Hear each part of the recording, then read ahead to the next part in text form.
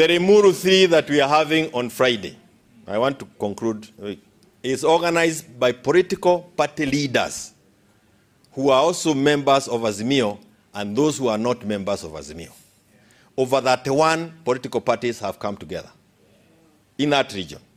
And we are calling ourselves together because we have come to a conclusion that there is no hope. The only thing we can do is to push back mpaka wakati yake ifike.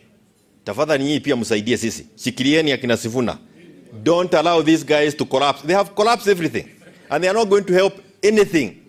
If you have any iota of hope, wachana na hiyo. Tuombe Mwenyezi Mungu hii miaka 3 ikuiche kama jana. We throw them out. But we have to be very careful.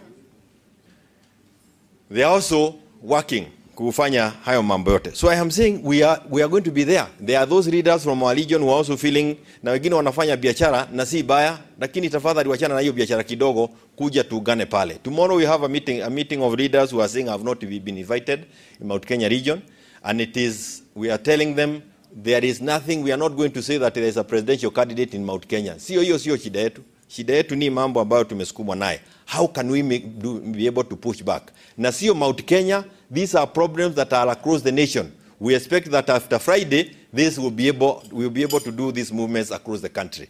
Jamani, we have a disaster in power. If you are not careful, they will make you a disaster. Na ndio naona sisi, watu ambao wanakaa karibu na mlima, because how is it that we had 32 members of parliament? In fact, in Azimio, it was Azimio, ODM, and the next largest parliamentary party was Jubilee. It is ODM, Jubilee, Wiper, DAP in that right.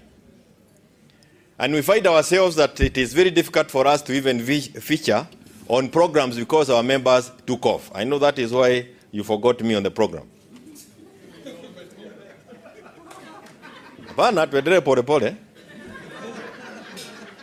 We are not able to feature in Azimio.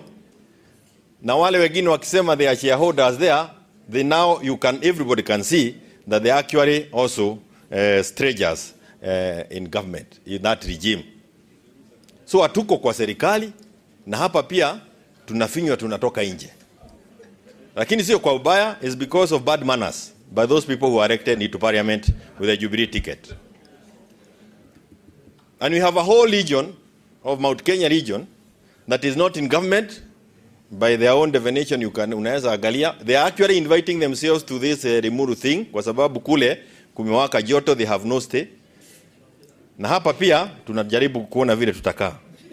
Kwa hivyo Friday, this is what has informed us and I want to tell you, what has informed us in the mountain is that our voice is lost. A block with almost 8 million votes is lost. And we meet on Friday at Limuru to do the Limuru 3. If you want to know where Limuru 1 was, it was there. There was Limuru 2. And we made some very fundamental decisions. Now let me say this. Sane is saying that we are on this thing. We are saying that our revolution has started. Hatuna matumaini kwa sababu this is a disaster regime that we have in place. We start our revolutionary path on Friday, and we are starting it. It is actually our homegrown way of maandamano. Then we have the audacity to believe that the KK regime is not committed to fulfilling any of the promises that we have done, including enactment of the bills that we have talked about here. We believe they are not committed to that. They have continued overtaxing the people despite the NADCO report. They have indicated that the issues of cost of living is their preserve, yet the cost of living has continued to go up. And despite demands by KK, they have no intention, let me repeat, despite our demands, KK has no intention of opening the server. The judge who gave the orders, the temporary orders, stopping the opening of the server, is the same judge who gave orders to Sabina in the night to stop us from naming Mwenje as a deputy minority leader.